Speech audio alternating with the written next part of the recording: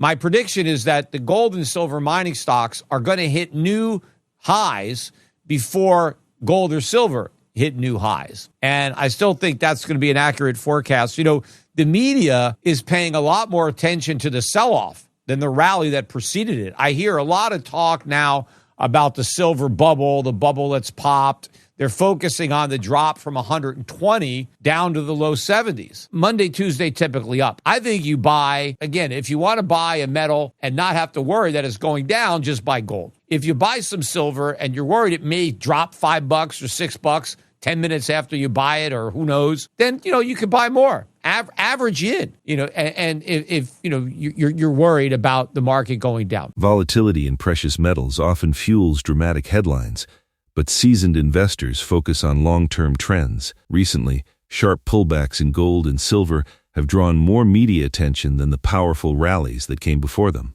Market commentator Peter Schiff argues that mining stocks could reach new highs before the metals themselves do. He suggests that short-term dips create strategic buying opportunities, especially for investors willing to average in gradually. While silver's fluctuations can be intense, gold often provides more stability. For those concerned about market swings, diversification and disciplined accumulation remain key strategies in navigating precious metals markets. Now, we present the clips from Peter Schiff's interview. Before we continue to discuss this, please subscribe to our channel and activate the bell icon for timely updates. Thank you, and enjoy the video. Gold almost hit 5,100 on Wednesday before a violent Thursday sell-off sent gold plunging slightly below, I believe, 4,900. Silver went on a much more wild ride. In fact, on Wednesday, silver topped 86, and by Thursday, it was below 75. That was an $11 drop.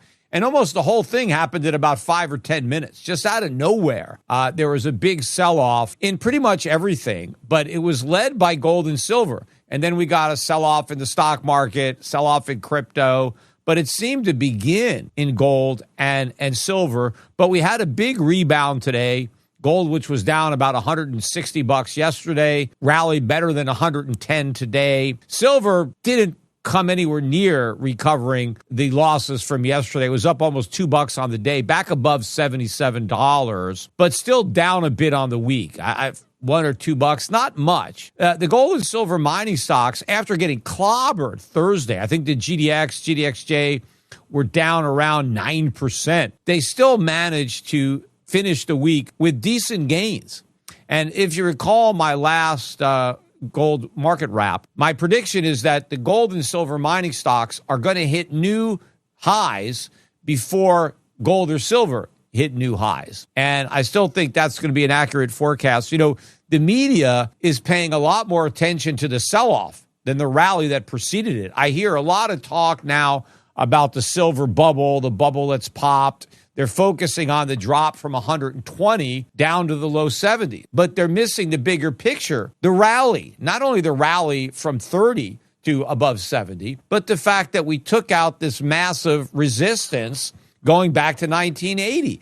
This is very significant. The noise is just something that you might expect following a breakout of this magnitude. But I love all the talk about a silver bubble.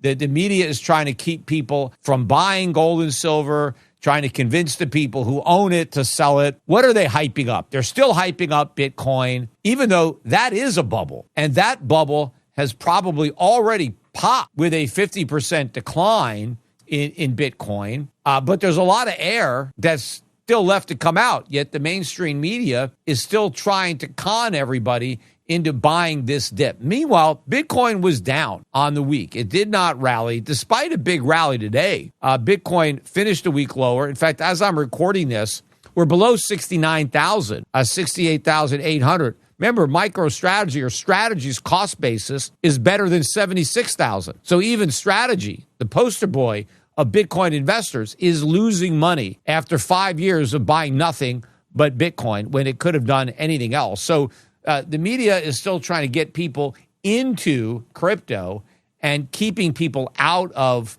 precious metals and the mining stocks. So that's great, right? That's music to my ears. That makes it easier for my clients and my customers to buy more at lower prices, which again, I will begin this wrap by encouraging everybody, don't wait for Monday. Buy gold and silver over the weekend. Now, gold at 5,030, to me, there's minimal risk. I don't think gold goes much below 5,000. In fact, every time it's gone below 5,000, it's quickly got back above it. Gold, to me, is acting now around 5,000 the way it acted around 4,000, the way it acted around 3,000. It just builds a new base and then makes new highs. The good thing about buying gold now at 5,000 is that we were above 5,500. So you have a 10% correction from the highs. That's a great entry point. And I think you're buying near the floor. So if you want to buy a precious metal where you're probably not going to be down much at all, if we get a sell-off, you buy gold right here. Obviously, when you have silver swinging $10 in 10 minutes, right? I mean, there's a lot more volatility. I think the support in silver, though, is around 70, the low 70s, not even 70 even. And so if you buy it now at 77, maybe you got 10%-ish downside risk realistically. Not that bad. Plus, I think the spreads on silver coins and bars are going to keep widening. So I think the sooner that you can get in, I think 77 is still not bad. When it was down at 74 last night, I was on X saying, hey, buy it right now, 74. Seemed like a pretty sweet deal. And what I have noticed, by the way, when it comes to silver is the prices that you'll see on the Schiff Gold website are several dollars lower than most of our legitimate competitors, right? I'm not talking about the companies that rip everybody off. But the other legitimate companies that have decent prices, fair prices, our silver bars and coins are a lot lower now compared to them than they used to be. And I think what's happening is our competitors are, using the volatility to really increase their prices. We haven't done that. I mean, the prices are a little higher only because our wholesale prices are a little higher. But we're keeping our markups about the same. So you really save quite a bit of money right now if you buy some silver in particular from Schiff Gold rather than from some of our competitors. So I would encourage that. I do expect another big rally in Asia. It seems like that's where the buying comes from. The big sell-offs mostly happen during U.S. trading hours, right? Not during the Chinese hours. I mean, once in a while, yeah, but mostly it's happening in our time frame and generally middle of the week, right? Wednesday, Thursday, Monday, Tuesday, typically up. So I think you buy, again, if you want to buy a metal and not have to worry that it's going down, just buy gold. If you buy some silver and you're worried it may drop $5 or $6 10 minutes after you buy it or who knows, then, you can buy more. Average in, and if you're worried about the market going down. Gold briefly surged near $5,100 before a sharp pullback toward $4,900 while silver tumbled from $86 to below $75 in minutes, highlighting extreme short-term volatility. Despite the shakeout, mining ETFs like VanEck Gold Miners ETF and VanEck Junior Gold Miners ETF ended the week strong, reinforcing bullish momentum in mining shares. Market commentator Peter Schiff maintains miners could hit new highs before bullion does, with Bitcoin slipping below $69,000 and even MicroStrategy underwater on its holdings. Precious metals appear increasingly attractive. Investors may consider averaging into gold near $5,000 and silver near key $70 support levels. Let's get back to the interview. Great earnings that came out of Agnico Eagle earlier today. Stock was up, 5% or so on the day, but didn't make a new high. I think it would have had we not had the big drop yesterday, but maybe next week we'll see new highs as we get more earnings that are way ahead of estimates. But remember, these stocks are still cheaper now than they were before they tripled because of the impact on their profits from the rise in the price. But remember, Wall Street never believed the rally. The whole rally from 2,000 to over 4,000, even 5,000, happened while Wall Street was skeptical. If you remember, there were major downward revisions. Wall Street firms put sells on Newmont and Barrick when gold was at 2,000 because they said there was no more upside in gold. So why own the miners? Well, there was tons of upside in gold. They just didn't understand that. And they still don't understand that. They still think the prices are going to come down. Not only are they not going to go down, they are going to keep going up. And so none of this is really priced in to these stocks.